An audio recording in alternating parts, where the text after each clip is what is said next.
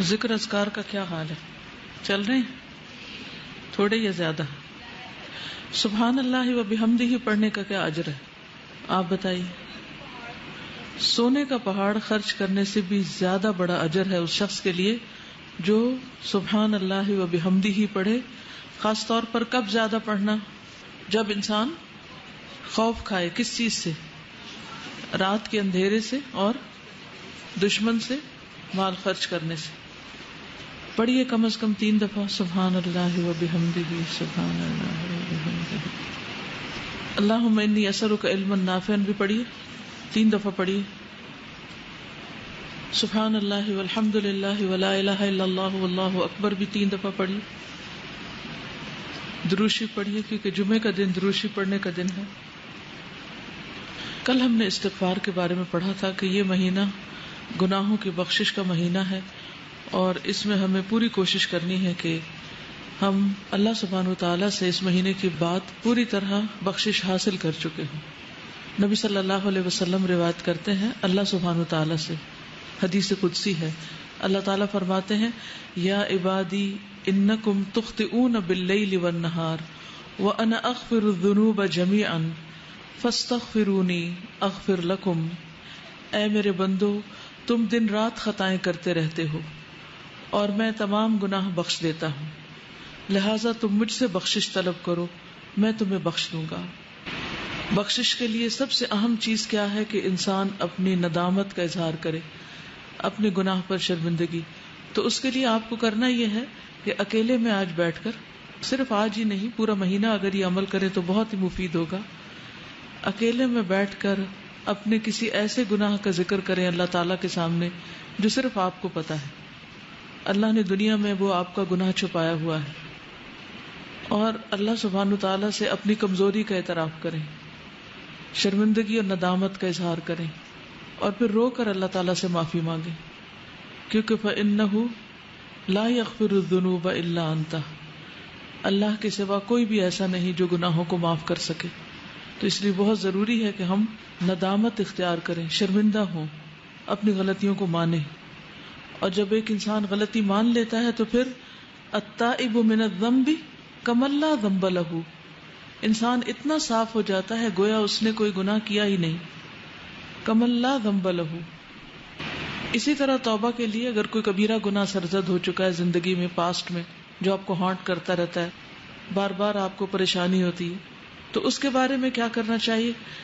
رسول اللہ صلی اللہ علیہ وسلم نے فرمایا جب کسی بندے سے کوئی گناہ سرزد ہو جائے پھر وہ اچھی طرح وضو کرے، پھر کھڑا ہو اور 2 رکعت نماز ادا کرے، پھر اللہ تعالیٰ سے بخشش مانگے تو اللہ تعالیٰ اسے ضرور معاف کر دیتے ہیں. پھر آپ نے یہ آیت تلاوت فرمائی والذین اذا فعلوا فاحشة او ظلموا انفسهم ذکروا اللہ فاستغفروا لذنوبهم ومن یغفر الذنوب الا اللہ ولم یصروا علی ما فعلوا وهم یعلمون. اور پرہیزگار وہ لوگ ہیں کہ جب ان سے کوئی بے حیائی کا کام ہو جائے، انسان ہے نا غلطیاں ہو جاتی ہیں اور بعض اوقات تو ہم ریئلائز بھی نہیں کرتے کہ غلطی ہو چکی ہے، یا وہ اپنی جانوں پر ظلم کر بیٹھے تو وہ فوراً اللہ کو یاد کرتے ہیں، دیر نہیں لگاتے اور اپنے گناہوں کی معافی مانگتے ہیں. اور اللہ کے سوا اور کون ہے جو گناہ معاف کر سکتا ہو؟ اور کون ہے؟ کوئی بھی تو نہیں. ساری دنیا بھی اگر ہمیں پاک باز پاک دامن قرار دے دے اور یہ کہے کہ آپ تو بہت ہی نیک لوگ ہیں، اور سرٹیفکیٹ جاری کر دے اور ایوارڈ اس پر دے دے ہمیں کہ ہم نیک ہیں، لیکن ہم نیک نہیں ہو سکتے جب تک کہ ہمیں اللہ سبحانہ تعالیٰ کی طرف سے نجات کا پروانہ نہ مل جائے. تو اس لیے بہت ضروری ہے کہ ہم خاص طور پر اللہ سبحانہ تعالیٰ کی طرف رجوع کریں، اور نماز جو کہ برائیوں کو مٹا دیتی ہے تو توبہ کے نوافل کا اہتمام کریں. یعنی جب بھی دل میں پریشانی آئے کسی گناہ کی تو اس کے علاج کے لیے نفل پڑھیں، اور پھر وہ دانستہ اپنے کیے پر اصرار نہیں کرتے. یعنی جو غلطی ان سے ہو گئی اسے بار بار دہراتے نہیں. اس استغفار کا فائدہ کیا ہوگا؟ انسان اللہ کے عذاب سے محفوظ رہے گا. آپ بڑی بڑی پریشانیوں سے، تکلیفوں سے، بیماریوں سے، حادثات سے محفوظ رہیں گے.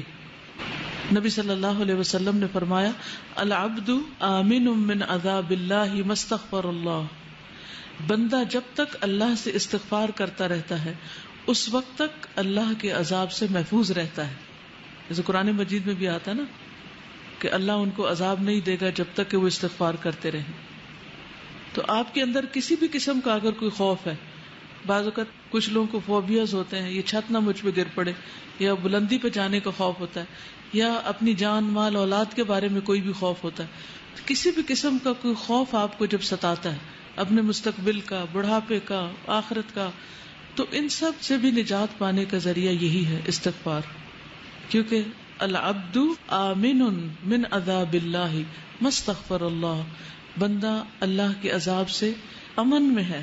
اللہ تعالیٰ ایسے بندے کو عذاب نہیں دے گا جب تک کہ وہ استغفار کرتا رہتا ہے. انسان کے گناہ خواہ آسمان کی بلندیوں تک پہنچ جائیں، لیکن اگر وہ اللہ سے معافی مانگتا ہے تو اللہ تعالیٰ اس کو معاف کر دیتا ہے، اور اللہ تعالیٰ کو اس کی کوئی پرواہ نہیں. یعنی ایک تو یہ ہوتا ہے نا کہ ہم جیسے کسی کو معاف کر کے بھی معاف نہیں کرتے، بار بار وہی غلطی دوسرے کی دہراتے رہتے ہیں، یا اپنے آپ کو رلاتے رہتے ہیں، یا اس پر تکلیف محسوس کرتے ہیں. لیکن اللہ سبحانہ و تعالیٰ اتنی وسعت والا ہے، علم والا ہے، حلم والا ہے کہ اس کو کسی بھی ایسی چیز کی کوئی پرواہ نہیں کہ وہ کس کا کتنا بڑا قصور معاف کر دے.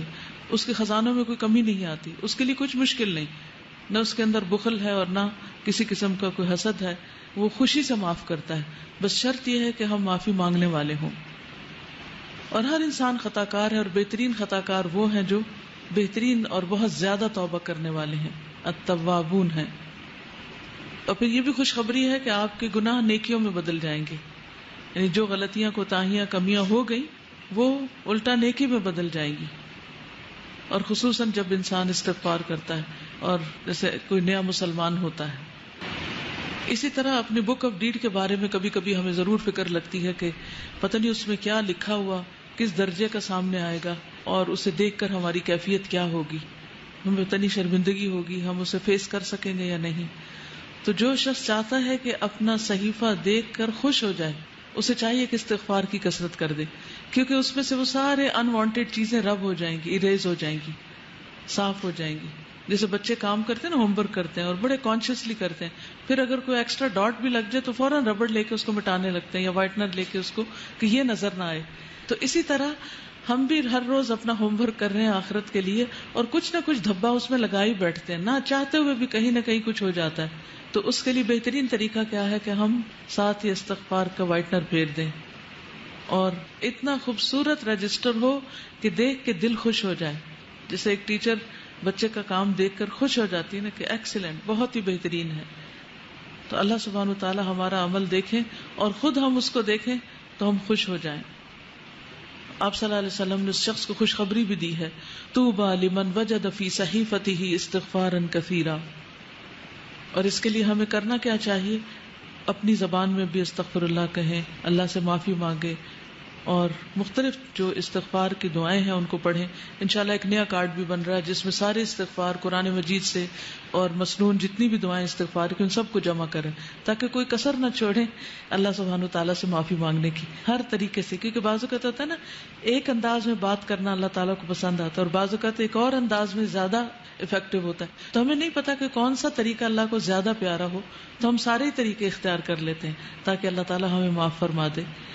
اور عام طور پر جو کثرت سے آپ چلتے پھرتے پڑھ سکتے ہیں، واستغفر اللہ العظیم الذی لا الہ الا هو الحی القیوم واتوب الیہ، اس کا اتنا زیادہ اجر بتایا جاتا ہے کہ اگر کوئی میدان جنگ سے بھاگا، اور یہ کبیرہ گناہ ہے میدان جنگ سے بھاگنا، تو اس کو بھی معاف کر دیا جاتا ہے جو شخص یہ پڑھتا ہے استغفر اللہ العظیم الذی لا الہ الا هو الحی القیوم واتوب الیہ. پھر اسی طرح یہ ہے کہ انسان کو اس بات کی بھی توقع رکھنی چاہیے کہ میرے اس استغفار سے میرا رب خوش ہو رہا ہے. کیونکہ وہ اونٹنی والی جو حدیث آتی ہے کہ اللہ تعالیٰ اس بندے سے زیادہ خوش ہوتا ہے جس کو صحرا میں کھوئی ہوئی اونٹنی مل جاتی ہے. تو جب ہم استغفار کرتے ہیں تو یہ کوئی معمولی فعل نہیں ہے.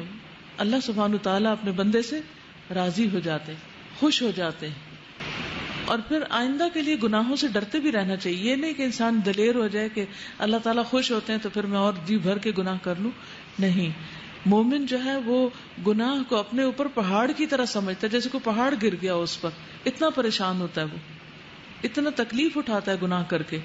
اور منافق جو ہوتا ہے یا فاجر، وہ ایسے جیسے ناک پہ بیٹھی مکھی اور اس کو ہاتھ کے اشارے سے اڑا دے، یعنی اسے معمولی سی چیز ہے. اور پھر صبح شام سید الاستغفار بھی انسان پڑھتا رہے، اور ہر مجلس کے اختتام پر، جیسے حالانکہ ہم قرآن پڑھ رہے ہوتے ہیں لیکن پڑھتے اور پڑھاتے ہوئے ہو سکتا ہے کوئی ایسی بات منہ سے نکل جائے جو اللہ تعالیٰ کو پسند ہے، اور بھول چوک تو لازم ہے، ہو ہی جاتی ہے، نہ کرتے ہوئے بھی ہو جاتی ہے. تو ایسی ساری چیزوں اور کمیوں کوتاہیوں کا جو طریقہ ہے وہ پھر استغفار میں ہی ہے. اور وہ کیا ہے؟ سبحانک اللہم و بحمدک اشہد ان لا الہ الا انت استغفرک و اتوب الیک. اور نبی صلی اللہ علیہ وسلم تو دوران مجلس بھی استغفار پڑھا کرتے تھے. رب اغفر لی وتوب علی انک انت التواب الرحیم 70 سے 100 بار تک. ہم تو ایک کام کرنے لگتے ہیں دوسرا بالکل بھول جاتے ہیں، ہمیں تو یاد ہی نہیں رہتا. تو دوران مجلس بھی آپ استغفار پڑھتے رہتے ہیں. اور پھر سب سے بڑی بات یہ ہے کہ دلوں کی صفائی ہوتی رہتی، دل چمکتے رہتے ہیں، کیونکہ دل اگر چمکتے رہیں گے تو ہم خوش بھی رہیں گے، اور نہ کوئی خوف ہوگا نہ غم ہوگا، اور جو بھی مزید کام کریں گے ان کی کوالٹی بھی بڑھ جائے گی. مثلاً اگر ہم نماز پڑھیں گے تو نماز کی کوالٹی بڑھ جائے گی. چلیے